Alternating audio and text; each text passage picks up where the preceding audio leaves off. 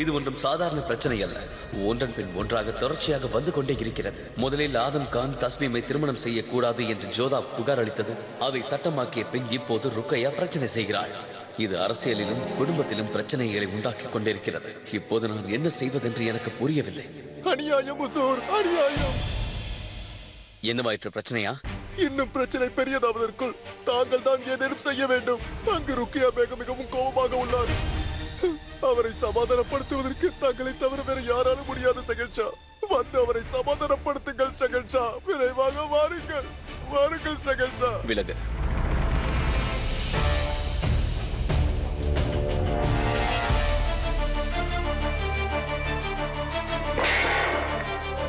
அனைவரும் செல்லுங்கள்.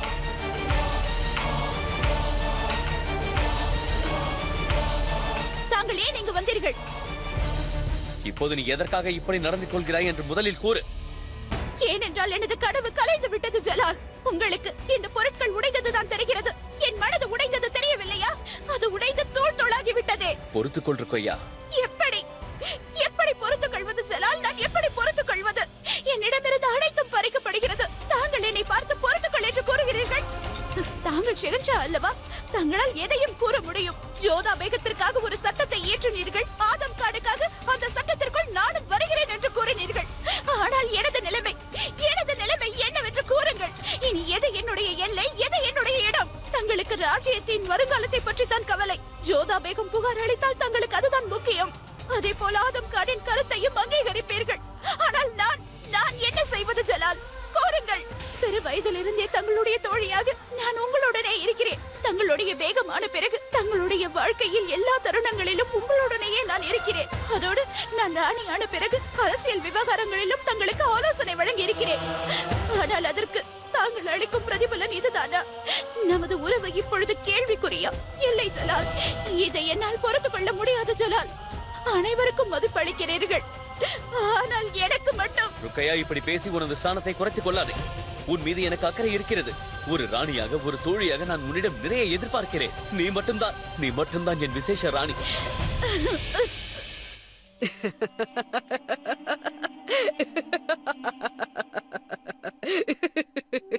என்ன விஷயம் ஹுசூர்? மிகவும் ஆனந்தமாக இருக்கிறீர்கள். மகிழ்ச்சிதான் காரணம். எனக்கு ஒன்று கூறு ரேஷம். யாராவது விளையாடாமல் போட்டியில் ஜெயிப்பது போன்று நீ பார்த்திருக்கிறாயா? அது எப்படி சாத்தியம் ஹுசூர்? சாத்தியம்தான். நடந்தது அதுதானே. நான் ஏதோ முயற்சிக்கவே இல்லை. ஆனால் பேகம் ருக்கையாவின் கதை முடிந்து விட்டது. அப்படி என்றால் ஹுசூர், ஷெஹன்ஷா ருக்கையா பேகத்திற்கு தலாக் கொடுத்து விடுவார் என்று கூறுகிறீர்களா? இல்லை. பிறகு எவ்வாறு தாங்கள் ஜெயித்தீர்கள்? வெற்றியை தடுக்க முடியாது ரேஷம். ஆதம் கானின் திட்டம் அது போன்றது. ஒருவேளை ருக்கையாவிற்கு தலாக் கொடுக்கவில்லை என்றால் ஆதம் கான் தஸ்லீமை நிக்கா செய்ய ஜலால் சம்மதித்தாக வேண்டும். அவ்வாறு நடந்தால் தோல்வி ஜோதாவை சாரும். ஒருவேளை ருக்கையாவிற்கு ஜலால் தலாக் கொடுத்து விட்டால் பேகம் ருக்கையா தோற்று விடுவாள். இந்த இரண்டில் எது நடந்தாலும் வெற்றி எனக்குத்தான். அப்படி என்றால் ஜாவிதா பேகம் அவர் தாய் வீட்டிற்கு சென்றிருக்கிறார். திரும்பி வந்து பார்க்கும் பொழுது அவரது மகள் வயதில் இருக்கும் தஸ்லிமாவை ஆதம் கான் நிக்கா செய்து கொண்டார் என்று அவர் தெரிந்தால் என்னவாகும் ஹுசூர்? ஜாவிதாவை பற்றி எதற்காக இவ்வாறு யோசிக்கிறாய் ரேஷம்? நம்முடைய மதத்தில் ஒன்றுக்கும் மேற்பட்ட நிக்கா செய்து கொள்வதற்கு இடம் இருக்கிறது தானே. ஆதம் கானிடமும் காரணம் இருக்கிறது.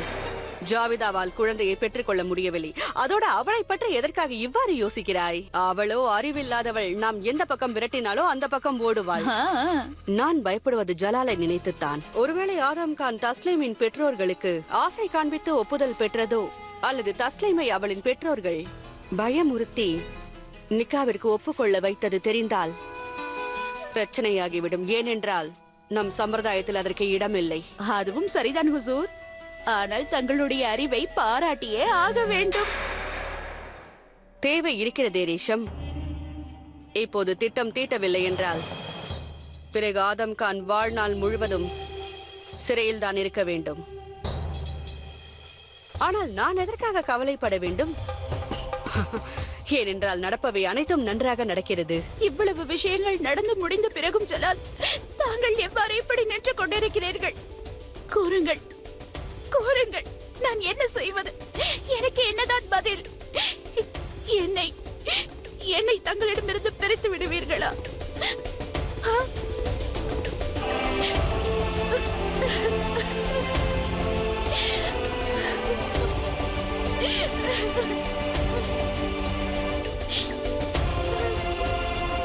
ருக்கையா, நீ எப்படி படித்துக் கொண்டே இருக்கிறாய்? எனக்கு படிப்பதற்கு விருப்பமே இல்லை. ஜலால், எழுத படிக்க தெரிந்து கொள்வது மிகவும் முக்கியம். இல்லையெனில் வாழ்வில் பின்தங்கி விடுவோம். ஆனால் எனக்கு இதில் விருப்பமே இல்லை. நேரமும் கிடைப்பதில்லை. நேரம் கிடைத்தாலும் படிப்பதற்கு மனமில்லை. வருங்கால பாஷாவிற்கு எழுத படிக்க தெரிவது மிகவும் முக்கியம். இல்லையெனில் ராஜ்யத்தை எவ்வாறு நடத்துவாய்? ஆமாம், அவ்வாறென்றால் நான் பாஷாவாக முடியாது என்கிறாயா? நான் இருக்கும்போது நீ எதற்காக கவலைப்படுகிறாய் ஜலால்? நான் தான் உன்னோடு எப்பவும் இருப்பேனே. நான் உன்னுடன் இருந்து உனது அனைத்து பிரச்சனைகளையும் தீர்ப்பேன். ஏதாவது எழுத வேண்டும், படிக்க வேண்டும் என்றால் ஒரு செய்கை காட்டு போதும். நீ என்னை கூப்பிட்ட உடனே நான் உனது முன்னாடி வந்து நிற்பேன். அதற்கு அவசியமே இருக்காது. நான் எப்பொழுதும் என்னுடைய தோழியை பிரியவே மாட்டேன். நான் அப்பொழுதும் உங்களுடன் தான் இருந்தேன், இப்பொழுதும் இருக்கிறேன், எப்பொழுதும் உங்களுடனேயே இருப்பேன். நான் எப்பொழுதுமே உங்களுக்குத்தான். நாம் எப்பொழுதும் பிரியக்கூடாது ஜலால், பிரியவே கூடாது. ருக்கையா, நீ எப்போதும் என்னுடனே இருப்பாய் என்ற நம்பிக்கை எனக்கு இருக்கிறது. என்னை முழுமையாக புரிந்து கொண்டவள் நீ மட்டும்தான். அதனால் இப்போதும் நீ என்னை புரிந்து கொள்வாய் என்று நம்புகிறேன். இப்போது நான் எடுத்திருக்கும் ஒரு முடிவு உன்னை பாதிக்கலாம் ருக்கையா. உனது கணவனாக, உனது தோழனாக நான் உன்னிடம் ஒன்று கூறுகிறேன். ஒரு பாஷா தனது கடமையை சரிவர செய்வது மிகவும் முக்கியம் அல்லவா? அதனால் நான் கேட்பது என்னவென்றால், இந்த இக்கட்டான சூழலில் நீ எனக்கு துணையாக இருக்க வேண்டும். அப்போதுதான் நான் ஜெயிக்க முடியும். ஜலால், தாங்கள் எடுக்கும் முடிவு முகலாய சாம்ராஜ்யத்திற்கும் அதனுடைய கௌரவத்திற்கும் சரித்திரத்திற்கும் உகந்ததாக இருக்கும் என்று நான் முழுமையாக நம்புகிறேன். ஆனால் நான் ஒன்று மட்டும் கூறுகிறேன். நாளை தாங்கள் அந்த அற்பன் ஆதம் கானிற்கு கடும் தண்டனையை வழங்க வேண்டும்.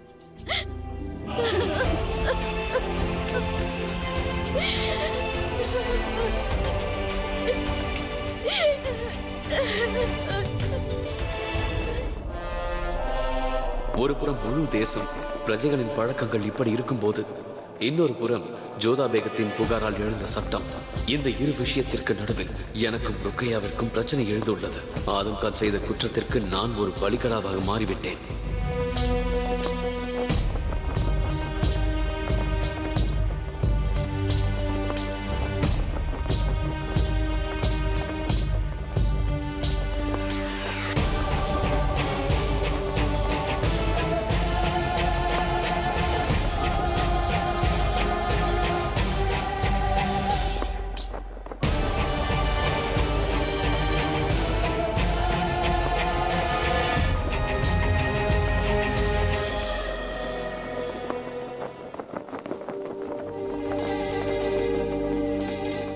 அந்த இறைவன் சில நேரங்களில் புரியாத விளையாட்டை விளையாடுவான்.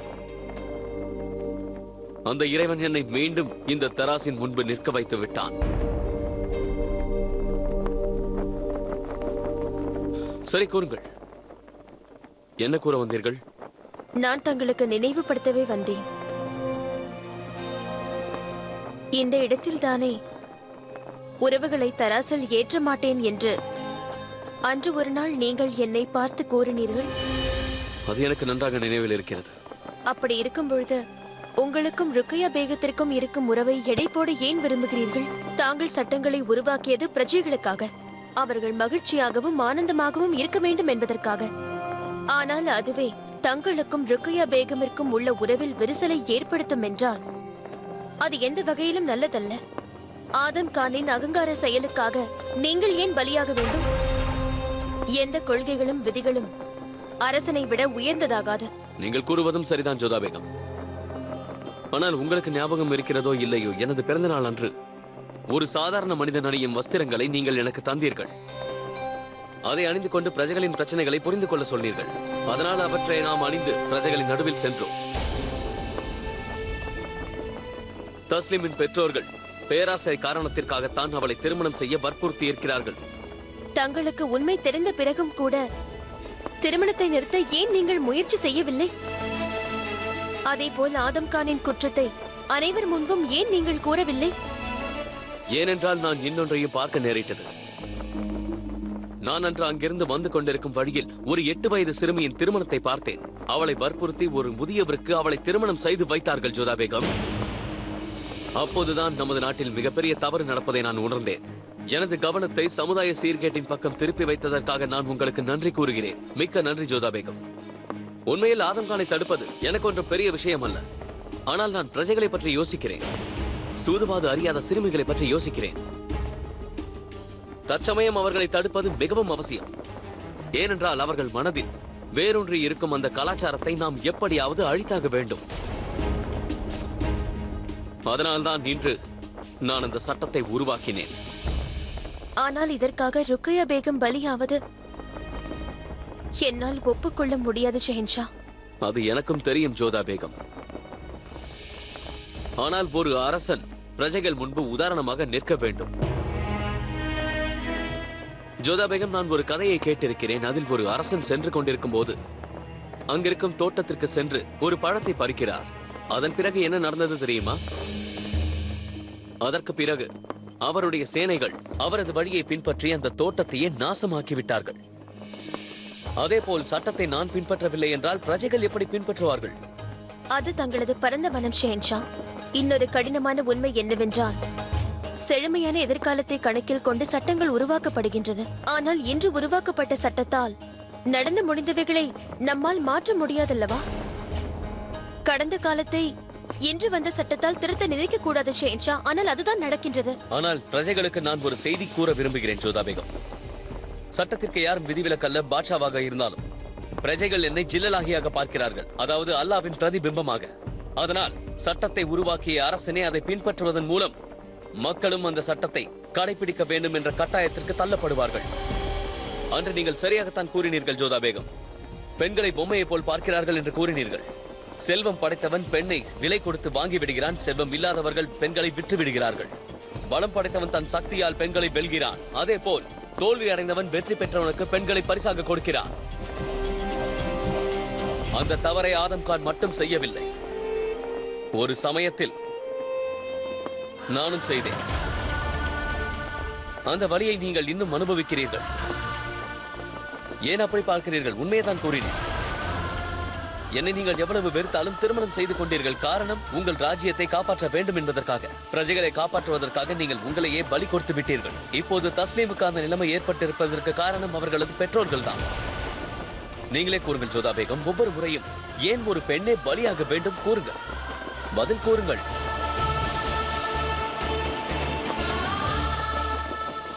நீங்கள் கேட்ட இந்த கேள்விக்கு என்னிடம் பதில் இல்லை. ஆனால் இன்னொரு முறை உங்களுக்கு நினைவுபடுத்த விரும்புகின்றேன். இன்றைய சட்டத்தால் கடந்த காலத்தில் நடந்தவைகளை மாற்றி அமைக்க இயலாது. அதோடு ருக்கையா பேகம் உங்களை மிகவும் நேசிக்கின்றார்கள். தங்களை அவர் மிகவும் விரும்புகின்றார்.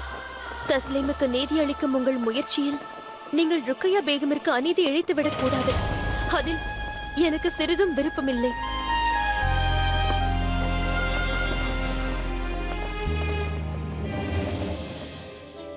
அட ஹோஷியார், கொஞ்சம் நில்லு. ஷெஹன்ஷா ருக்கையா பேகத்திற்கு தலாக் கொடுக்க போகிறார் என்று கேள்விப்பட்டேனே. ருக்கையா பேகமிடம் ஷெஹன்ஷா இதை பற்றி கூறினாரா? வாயை மூடிக்கொண்டிருங்கள். எப்போது பார்த்தாலும் ஷெஹன்ஷா என்ன செய்கிறார், மற்ற பேகங்கள் என்ன செய்கிறார்கள் என்பது பற்றி தான் பேச்சு. விஷயத்தை ஊதி பெருசாக்குவதை தவிர வேற எதுவும் தெரியாதா? ஏன் கோபப்படுகிறாள்? கோபம் அல்ல, பயம். ஷெஹன்ஷா அவர்கள் ருக்கையா பேகத்திற்கு தலா கொடுத்து விட்டால் என்ன செய்வது என்று பயம். எந்த ஒரு முடிவையும் நீ அவசரத்தில் எடுத்து விடாதே ஜலால். ஒருவேளை இவ்வாறு நாட்டில் நடக்கும் அநியாயங்களை தடுக்கும் முயற்சியால் உனது குடும்பத்தை நீ இழந்து விடாதே. ருக்கையா எனக்கு மருமகள் மட்டுமல்ல, எனது மகளை போன்றவள். அவளுக்கு அநியாயம் நடந்தால் அதை நான் பார்த்து கொண்டிருக்க மாட்டேன். பக்ஷிபானுவை பார்க்காமல் நான் முகம் திருப்பிக் கொண்டேன் ஜலால். ஆனால் ருக்கையா பேகத்திடமும் அவ்வாறு நடந்து கொள்ளும் அளவிற்கு நீ எதுவும் செய்து விடாதே ஜலால். பக்ஷிபானு குற்றம் இழைத்தாள், ஆனால் ருக்கையா நிரபராதி ஜலால். ஆதம் கானின் விஷயத்தில் சட்டத்தை மாற்றியது சரியான விஷயம் இல்லை ஜலால். அதேபோல் இந்த விவகாரத்திற்காக ருக்கையா பேகத்தின் உறவை முறித்துக் கொள்வதும் சரியல்ல ஜலால். தாயே, நான் வெறும் ஷெஹன்ஷா மட்டுமல்ல, ஒரு அண்ணன், ஒரு மகன், கணவனும் கூட. இப்படி பல உறவுகளோடு இருப்பவன் அனைத்து விஷயங்களையும் யோசிக்க வேண்டும். நீங்கள் தைரியமாக இருங்கள். நான் எந்த முடிவை எடுத்தாலும் நீங்கள் தலை குனியும் வண்ணம் இருக்காது. இது சத்தியம்.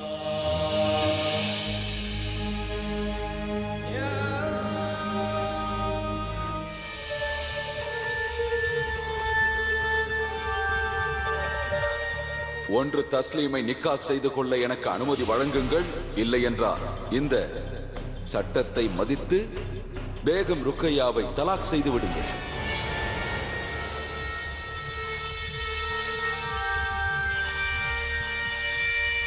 சலாம் அலைக்கும் மகாராணி அவர்களே. தர்பாரில் தங்களுக்கு நடந்த சங்கடத்தை நினைத்து நான் வருத்தப்படுகிறேன். வருத்தமாப்படுகிறீர்கள்? ஆதம் கானின் அதிகாரத்தை நிலைநாட்டுவதற்காக மகா மந்திரி என்கிற பதவியை தவறாக பயன்படுத்துகிறீர்கள். ருக்கையா பேகம், நீங்கள் கூறியவாறு நான் தர்பாரில் ஒரு மகா மந்திரி மட்டுமே. ஏனென்றால் ஆதஹாமின் பேச்சில் சட்டத்துக்கு எதிராக எதுவுமே கிடையாது. அப்படி என்றால் தங்களை பொறுத்தவரையில் ஆதம் கான் தவறே செய்யவில்லை. நான் அப்படி கூறவில்லை. சின்ன விஷயத்தை பெரிதாக்கியது தவறுதான். பேகம் ருக்கையா, எனக்கு என்ன தோன்றுகிறது என்றால் இதற்கு பின் ஏதோ ஒன்று உள்ளது. ஜலாலை யாரோ தூண்டி விடுகிறார்கள். தாங்களே சற்று யோசித்து பாருங்களேன். பல வருடங்களாக இருக்கும் சட்டத்தை எதற்காக மாற்ற வேண்டும்? இது ஜோதா பேகத்தின் வேலையா? தவறு செய்தவர்களை விட அதற்காக தூண்டிவிட்டவர்கள் தான் மிகப்பெரிய குற்றவாளி மகாமங்கா. ஆதம் கான் தான் இந்த சர்ச்சையை எழுப்பினார். அனைத்து விஷயங்களும் அறிந்த தாங்கள் தங்கள் மகனுக்காக பரிந்து பேச வந்தீர்களா? தயை கூர்ந்து என்னை மன்னியுங்கள் ருக்கையா பேகம். ஷெஹன்ஷா யாரை பெரியம்மா என்று அழைக்கிறாரோ அவரை இவ்வாறு தவறாக பேசுவது தவறென்று தெரியவில்லையா? எனக்கும் வெட்கமாகத்தான் இருக்கிறது மகாமங்கா. மகனோ ஷெஹன்ஷாவை அவமானப்படுத்துகிறார். முக்கியமான பேகத்திற்கு தலா கொடுக்குமாறு ஷெஹன்ஷாவிடமே கூறுவான். அதற்கு ஷெஹன்ஷா தாயாக நினைக்கும் ஒருவரே அதையெல்லாம் கேட்டுக்கொண்டு மௌனமாக இருப்பார். ருக்கையா பேகம், நீங்கள் தேவையில்லாமல் ஆதம் கானை கோபித்துக் கொள்கிறீர்கள். ஆதம் கான் எதற்காக அவ்வாறு செய்ய வேண்டும்? இந்த சட்டத்தால் தாங்கள் எவ்வளவு இழக்கப் போகிறீர்களோ அதே அளவு இழப்பு என் மகன் ஆதமிற்கும் வரும். தான் மிகவும் விரும்பும் அந்த பெண் தஸ்லீமை ஆதஹாம் நிக்கா செய்து கொள்ள முடியாமல் போகும். என் மகனின் தந்தையாகும் கனவு பலிக்காமல் போய்விடும். ருக்கையா பேகம், உங்களின் தலாக் பிரச்சனை தலை தூக்கியது. தர்பாரில் நடந்த அனைத்து பிரச்சனைக்கும் காரணம் ஒரே ஒருவர்தான், பேகம் ஜோதா. யோசித்து பாருங்கள். தங்களைப் போலவே ஆதகம் காணும் நிறைய இழக்க வேண்டி வரும். இச்செயலை செய்தது ஒருவர்தான். இச்செயலால் லாபம் அடைய இருப்பவர் ஒருவர் மட்டும்தான், பேகம் ஜோதா. நான் எவ்வாறு புரிய வைப்பேன்? ஒரு கணம் பொறுங்கள். இங்கே பாருங்கள்.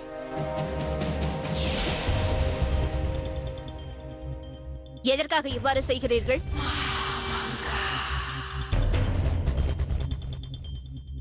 இதுவா? இந்த தண்ணீரில் முதலில் இடம் இல்லை. ஆனால் நான் விரலை வைத்தவுடன் இடம் வந்துவிட்டது. ஆனால் இந்த விரலை எடுத்த பிறகு மீண்டும் இது நிறைந்து விட்டது. அவ்வண்ணமே நீரை அந்தப்புறமாகவும் தங்களை விரலாகவும் பாவியுங்கள். பிறகு நான் கூற வருவது உங்களுக்கு புரிய வரும். நீங்கள் இருக்கும் காலம் வரை உங்கள் ஸ்தானம் இருக்கும். நீங்கள் வெளியே சென்று விட்டால் உங்களின் இடம் நிரம்பிவிடும். உங்களின் இடத்தை நிரப்பப் போவது யார் என்று நான் கூற தேவையில்லை. நீங்கள் மிகவும் புத்திசாலி ருக்கையா பேகம். ஒரு சாமானிய பெண்ணாக யோசிக்காமல் மகாராணியாக யோசியுங்கள். அரசியல் ரீதியாக யோசித்து பாருங்கள், உங்களுக்கே நன்றாக விளங்கும். என்னை பற்றி கேட்டால் என்னை பொறுத்தவரை மகாராணி, முக்கியமான ராணி எல்லாமே தாங்கள்தான். தாங்கள் மட்டும்தான். ஒருவேளை ஜலால் தங்களுக்கு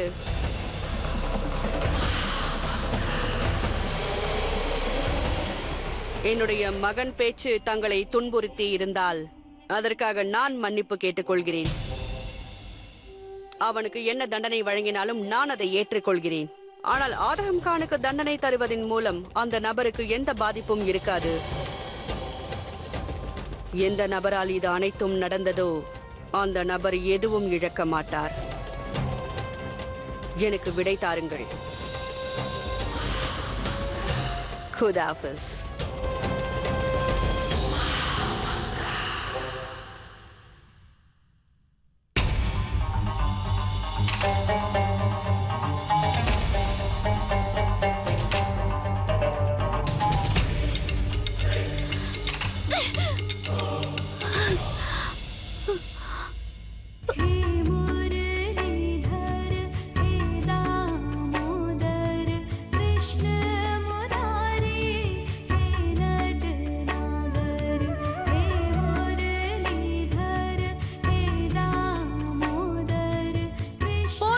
ஜோதா பேகம்,